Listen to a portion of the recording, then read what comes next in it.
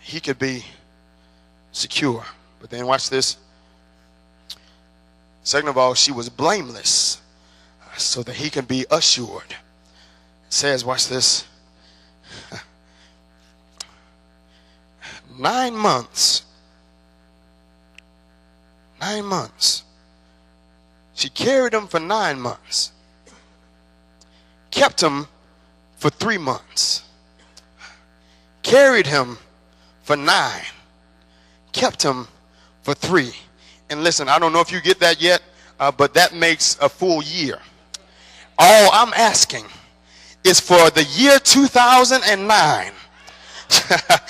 If you can just make up in your mind that I'm going to carry my child and I'm going to keep them for a year. I'm going to carry them and keep them for a year. Watch this.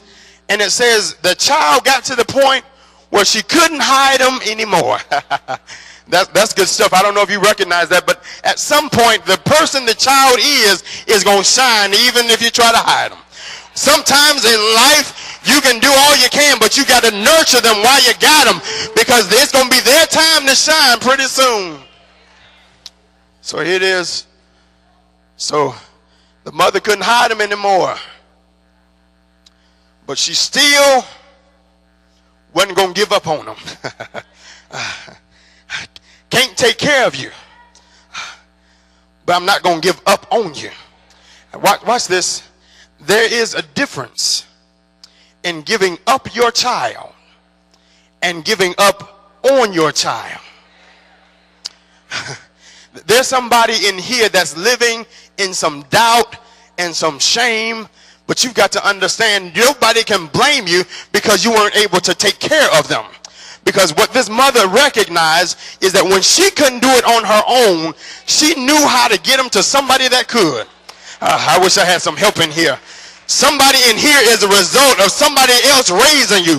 But watch this. Your parents didn't give up on you. They just had to give you up. So it says, she prepared him. She prepared him to float. She prepared him to float. Says she made a basket with her hands. She made a way for him to float. With her hands, she made sure that he was equipped for the journey that was ahead. Can I ask anybody in here, did your parents ever make a way for you so that you had everything you needed for the journey that was ahead?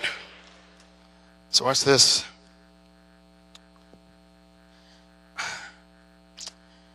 The mother is here, struggling with the fact that I know I can't hide him anymore, but I know it's something special about him. So there's going to need to be somebody that's going to be able to take care of him. There's going to be somebody that's going to have to take care of him. So watch this. So she puts him in the water and sends him off. Watch this. Now, currently in Houston County, there is an acronym called CHINS, which stands for Children in Need of Supervision. Okay, children in need of supervision. And what this is that when the parents can't handle the child, then it's up to the state and the local government to take control. Currently, because of the fact we don't have enough parents that are able to do whatever it takes, we have over 960 cases of CHINS. All right? We have over 960 cases, right, of children in need of supervision. But I've come to tell you that what we really need is not CHINS, but chin-ups. we need chin-ups. What is chin-ups? Chin-ups is children in need of understanding parents and supervision. Somebody needs to hear me in here today. Because just because times get hard don't mean you need to give up on your children. Just because things get tough don't mean you give up on your children. But you ought to say to yourself, you know what? I'm going to do whatever it takes so that my child gets whatever they need. Says the author, Dr. Haim Janat, said it like this. He says, children are like wet cement because whatever falls on them leaves an impression. And how many of you know that your children are simply a victim of whatever has fallen on them? The good, the bad, and the ugly. And when you treat your child as an afterthought, when you say words like mistake, accident, and then expect them to be productive citizens, come to tell you, we need some chin-ups. When you tell them that they're going to be just like their daddy, we need some chin-ups. So watch this. The mother sends the child down the river. Down the river. And watch this. In the direction of Pharaoh's house.